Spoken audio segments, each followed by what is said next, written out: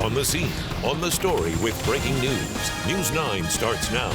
Good afternoon. Glad you're with us right now at 5. Multiple scenes are unfolding after a suspect is killed in a shootout with members of the U.S. Marshals. This situation spans from south of Norman to far northwest Oklahoma City. That's where we find Jim Gardner and Bob Mills, Sky News 9 tonight over the scene of that hazmat investigation. Jim? Well, that's right, Bobby. Officials are, law enforcement officials just getting ready to wrap up here. They have collected a lot of evidence from this house located here on Britton and Kilpatrick, but I can tell you that they thought they had a chemical in there they weren't sure about, so they brought hazmat in from Oklahoma City. They checked that out. They deemed that all clear. Hazmat has left along with Oklahoma City Fire Department. Right now, officials are just cleaning up here. They took a lot of evidence out of this house here that's in connection with this shooting earlier this afternoon. Computers, laptops. It looked like they may have had a portable 3D printer, in my opinion. But as we pull back and take a street scope shot, you can see where this home is. It's located right there on the east side of Kilpatrick, south of West Britton Road there. We got a ground crew on the scene. We'll have more on this coming up. Jim Gardner live from Bob Mills, Sky News 9. Back to you. All right, Jim. Now, investigators confirm that hazmat investigation. It is connected with a chase that ended in a deadly shootout down in Cleveland County this afternoon. At least one OHP trooper who is a member of the U.S. Marshals Task Force was injured in that shooting. News 9's Bonnie Campo joins us live with more of what we know right now. Bonnie?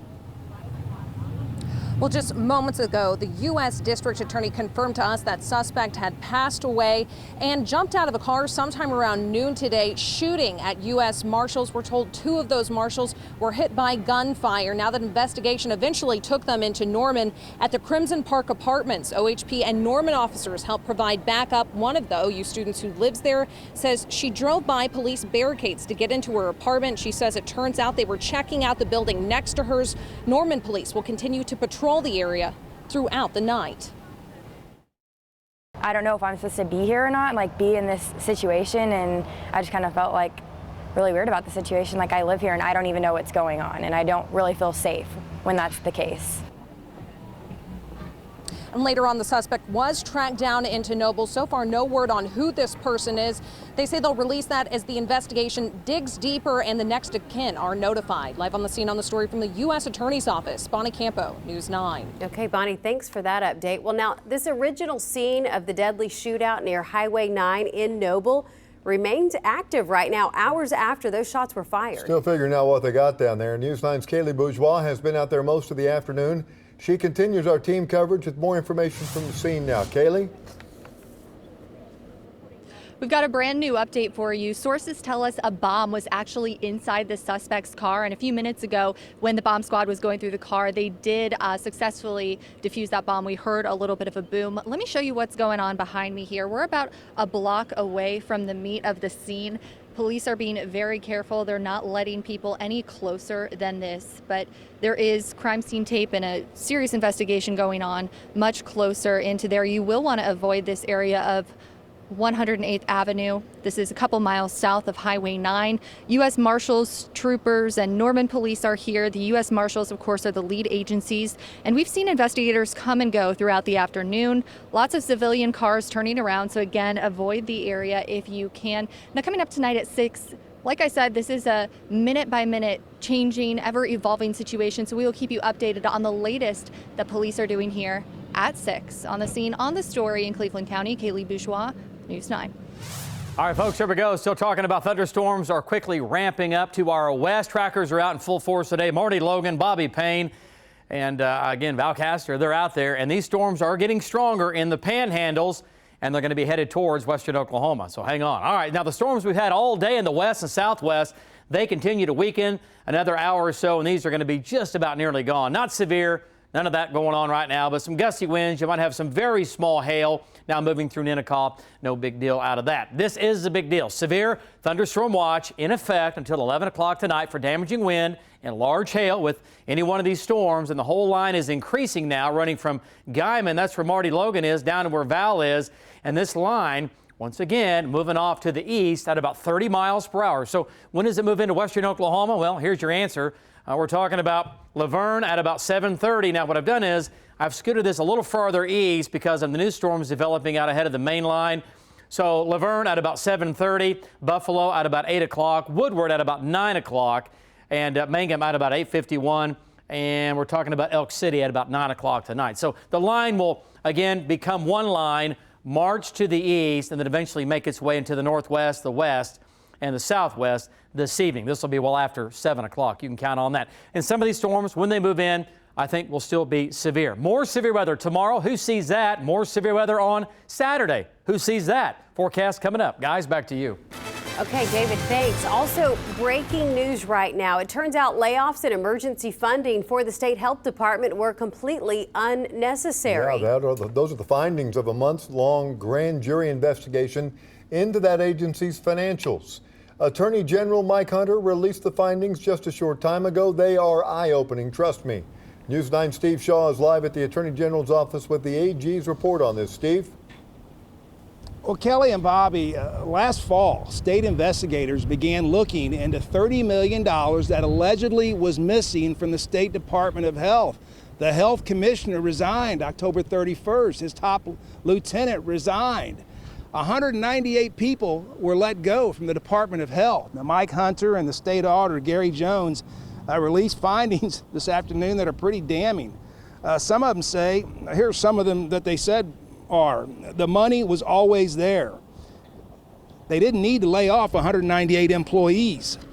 The Department of Health, through manipulation of federal and state funds, maintained a slush fund that allowed the department to overspend without consequence. The system was subject to manipulation due in part to a nearly 40-year-old financial tracking system. No state or federal money was embezzled or stolen. That slush fund, he says, was around $40 million and had gone for decades. What about those 198 employees that were let go? I'm sure their attorneys are going to have something to say about that. Live on the scene on the story in Oklahoma City, Steve Shaw, News 9. Yeah, the story will go on, I'm sure. Oklahoma City Councilman John Pettis turned in his resignation letter today after being charged with 3 counts of embezzlement, 1 count of tax evasion. His resignation will take effect May 31st. A primary special election to fill his seat will be held August 28th.